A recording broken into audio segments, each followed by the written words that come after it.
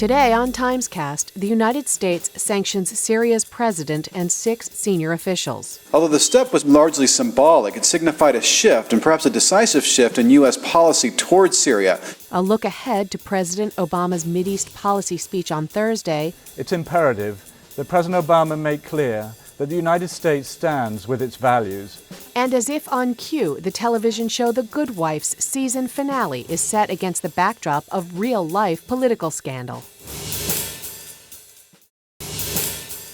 The Obama administration imposed sanctions on Syrian President Bashar al-Assad and 6 other officials in the leadership of that country. Although the step was largely symbolic, it signified a shift, and perhaps a decisive shift, in U.S. policy towards Syria, a country that has been beset by a 2-month uprising over the authoritarian rule of the Assad family for more than 4 decades. The timing of the sanctions was interesting. It comes as the Syrian government, at least publicly, shows signs of renewed confidence after staggering just weeks ago in the face of protests that stretched across the country. Syrian television has been suffused with promises of reform, be it changes in higher education to anti-corruption campaigns.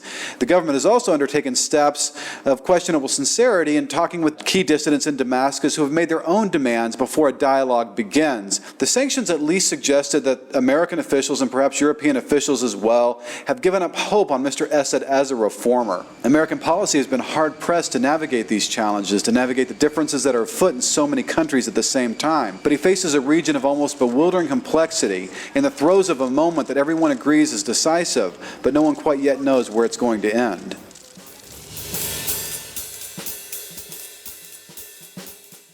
It's a moment of pivotal change in the Middle East. President Obama will make a major speech on the Arab Spring tomorrow, and next week, Prime Minister Netanyahu of Israel comes to Washington to address Congress. At this moment, it's imperative that President Obama make clear that the United States stands with its values.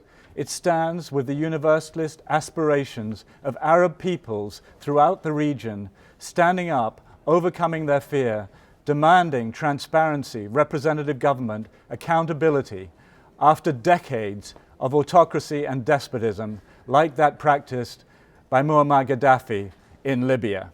There will be places where the United States favors more stability, like in Saudi Arabia, over change. But wherever there is movement, the United States has to say that it stands with those values. On Israel-Palestine, it's crunch time. Prime Minister Netanyahu has said, reluctantly, that he envisages 2 states for 2 peoples.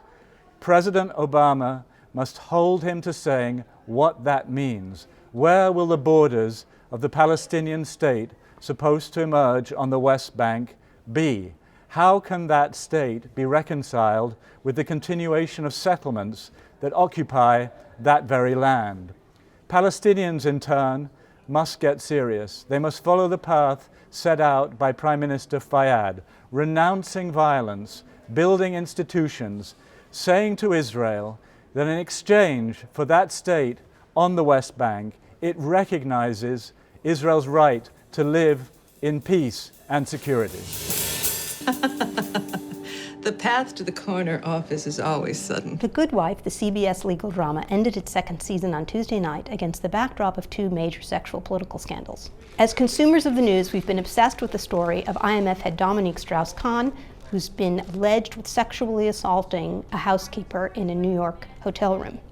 At the same time, former Governor Arnold Schwarzenegger has revealed that he had a love child a number of years ago with a housekeeper in California.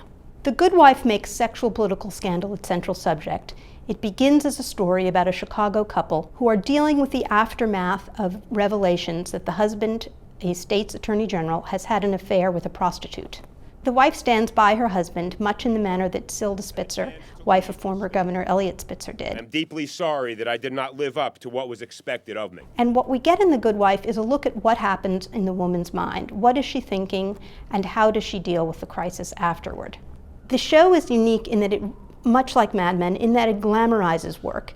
It shows us the joys and rewards of work, and in the end, we are not necessarily as invested in Alicia's relationships with men as we are in her success and in her climbing the ladder. This is very different from shows like Grey's Anatomy or House, where the narrative has been dependent on the idea of 2 characters getting together, 2 characters being destined for each other, this is not so. There isn't that sense of destiny. There is a real sense of the importance of a career and the rewards of a career, the great rewards of a career that can be equal to or greater than the rewards of a relationship.